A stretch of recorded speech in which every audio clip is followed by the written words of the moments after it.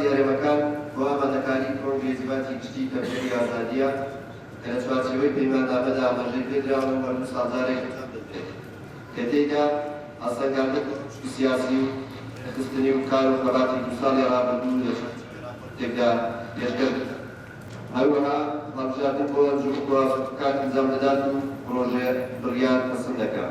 هەماڵە ئێمە ئەنجومەنی هەرێمی ڕاپەڕین لە کاتێکدا کۆنفرانسی سێم ساز دەکەین ناوچەکە بە گشتی و باشووری کوردستان تایبەتی کۆپەرانێکی مێژووی هەستیاردا دەرباز دەبێت کە پێویستە بە دقەتەوە هەموو و پێشهات و تایبەتمەندی سیاسی و کۆمەڵایەتیانە شڕۆڤە بکەین کە لە دەوروبەرمان و هەرێمەکەمان ڕواندا. دروستبوونی تەمبەری ئازادی بۆچی بووە؟ هەمووان دەزانین ئەگەر بۆشاییەکی سیاسی فکری ڕێخستنی لە کۆمەڵگەی ئێمەدا نەبوایە ڕەنگە تەمبەری ئازادی لەدایک نەبوایە. بەڵام هەموومان دەزانین کە باشووری کوردستان لە قۆناغە جیاجیەکانی ژیان و تێکۆشانی خۆیدا بە زۆر قۆناغی هەستیارە تێپەڕیوە و ئێمە توانین بڵین لە ئێستاە یادی 34 ساڵی ئەنفارمان کردەوە دوێنێ کە گەلی ئێمە چەندین جار لە ئەنفار لە کیمیاباران لە کۆمەڵکوژی جینۆساید کراوە و گەورەترین قوربانیمان داوە لە پێناوی ئەوەی کە بگەین بە ئاستی خۆبەڕێوەبەریەکی دیموکراتی. یەکەم دروشمی تەمبەری ئازادی دیموکراسی هاوسەنگی ڕەگەزی ژینگە پارێزیە. دووەم پێناسە و جیهانبینی تەمبەری ئازادی.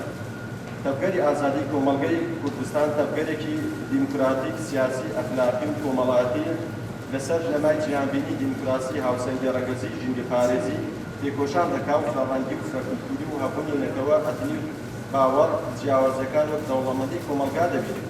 هاوکار بەشداربوونی هەموو پێکهاتەوە بە مەبەستی کۆبەڕێوەبردننی کۆمەلگا بەرنەما وەردەگرێت بۆ پاراستنی کۆمەلگا چەندی پاراستنی ڕەوا بە بنچینە وەردەگرێت. کرایەتیە دیموکرات و دەنگە ناڕازیەکان خاوەندارێتی لە پرسەکانی کۆمەلگا دەکەین.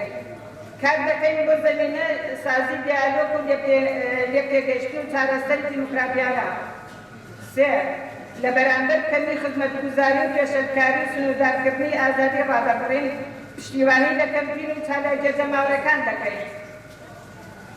لە بەرامبەر ژینگە و پاراستندا کارەکەین بۆ بەرەپێدانی زەهێنێتی ژینگە پارێزی بە ڕەخستنکردنی پەیوەندی دروستکردن لەگەڵ کەس و گروپە ژینگە پارێزان و لە ئاستی هەرێمی ڕاپەڕیندا.